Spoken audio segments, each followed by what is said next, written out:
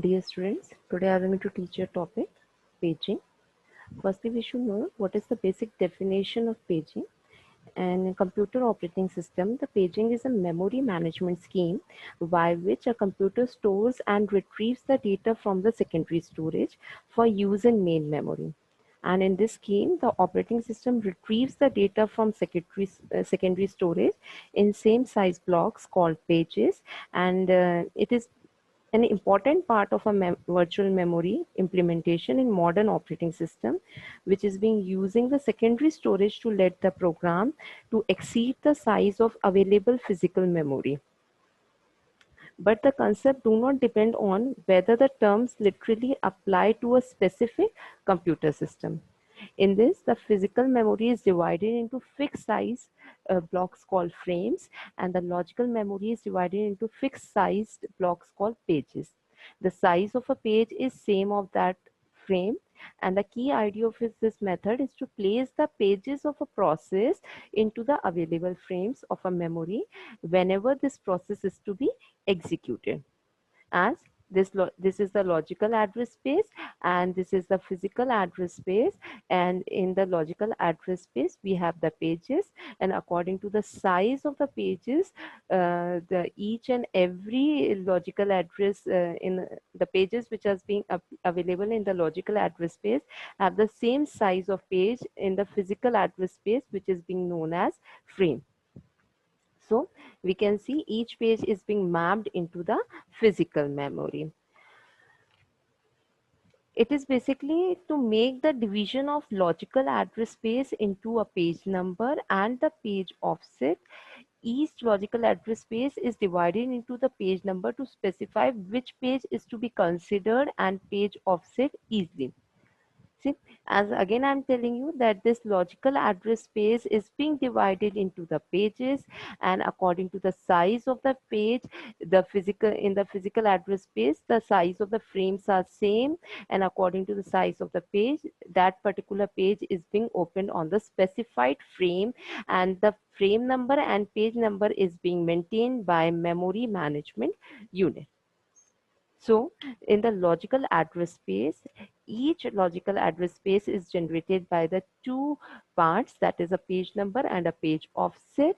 The page number basically specify which page is to be considered, and page offset is to specify the location of all instruction within a particular page and within a particular page. So the page number and the page offset, and the size of the page number will be that is in the logical address space. If the size the logical address space is of 2 raised to power m, then the page size will be 2 raised to power n. The page number is basically used as an index into a page table, and the page size is defined by the hardware. If the size of the page is typically a power of 2, varying between the 512 bytes and 16 MB per page. Reason is that if the size of logical address is 2 raised to power m and the page size is 2 raised to power n, then the higher order bits will be for that is m minus n bits will be for the logical address, which designates the page number. So in the previous figure, it was being generalized to state that if the size of the logical address is 2 raised to power 1, and the size of each page is 2 raised to power p, then the higher order bits will be 1 minus p or m minus n, according to the logical address specifies the page number, and the lower order bits will be designates the page offset. See, it is an hardware support. In the logical address space, we generate the page number and the offset. Firstly, in a page table, we check it out. This page is available. For this page, the frame is available or not. In the outer side, we write the frame page number. In the inside, we write the frame number. If the frame is being allocated, then on that frame number, that particular size of the page is being opened into the specified physical memory. So it is in hardware support of how the page open from how the page fetches from logical address to a physical memory. When we using a page mapping scheme, we have no external fragmentation, and any free frame can be allocated to a process that needs it. However, we may have an internal fragmentation, and if the process requires n pages, then at least n frames are required, and the first page of the process is loaded into the first frame listed on the free frame list, and the frame number is put into the page table. So we get to know that the page table basically maintains which page will be going to open into the particular frame.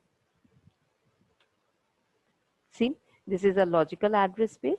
In the logical address space, the pages related to the process is being mentioned. In the page table, as we can say, for the page 0, the allocated frame in a physical memory is frame 1. Then in frame 1, only the page 0 will going to be open. Similarly, for the page 1, the allocated frame is 4. Then page 1 will going to open in the frame 4 in the physical memory. And for the page 2, the allocated frame is 3. And for the page 3, the allocated frame is 7. So the page table is maintaining which page will going to be open into the physical memory in a physical address space. This basically both the figures basically tell as we maintain a degree of multi-programming, then each process has its own logical address space with their own frame numbers and page numbers, and for each place each process the page table will be maintained.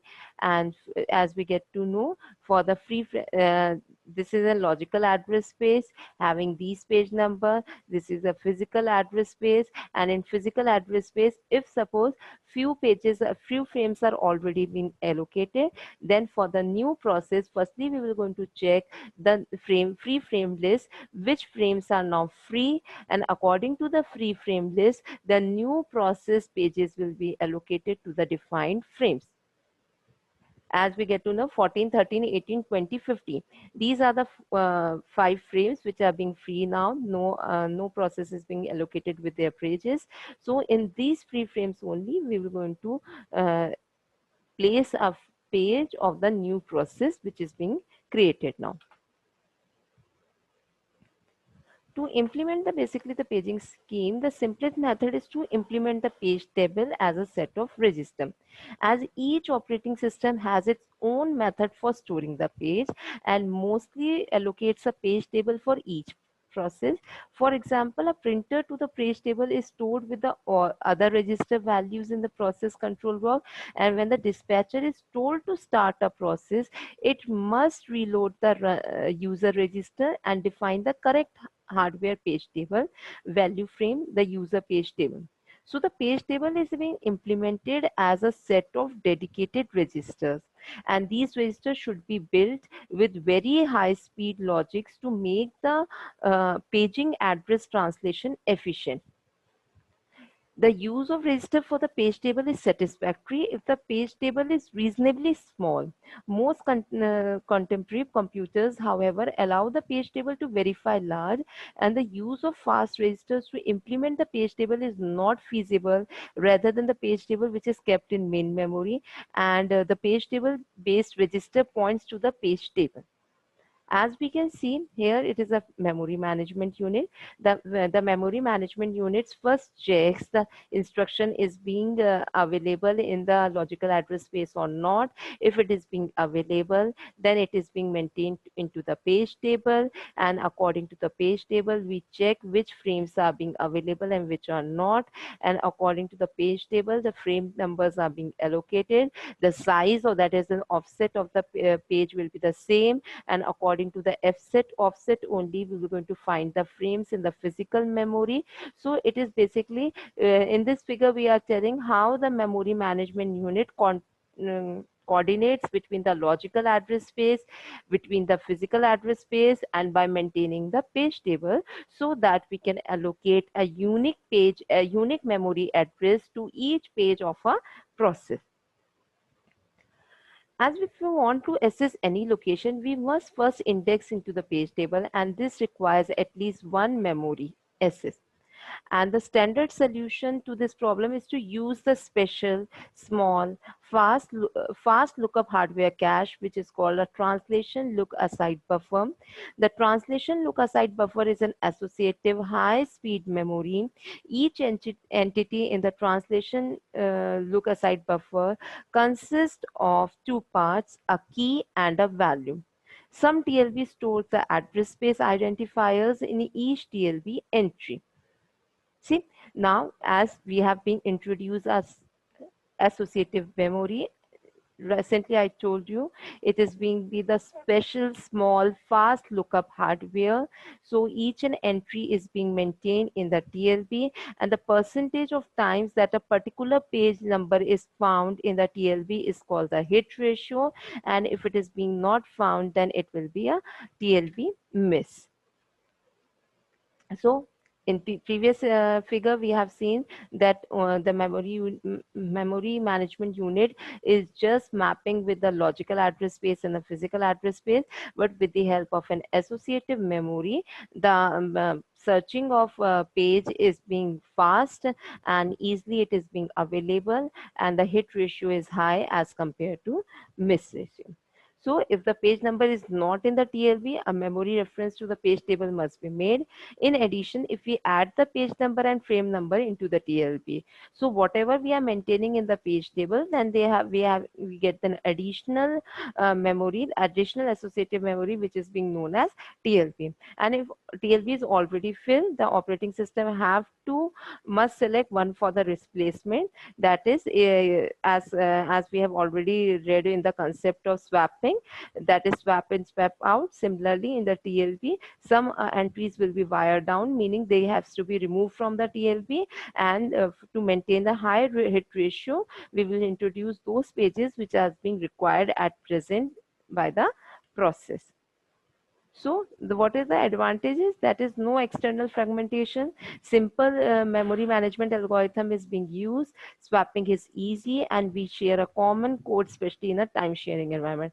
But what are the disadvantages? Disadvantages are that there is an internal fragmentation, and page table may consume more memory, and multi-level paging leads to the memory reference overhead. Thank you.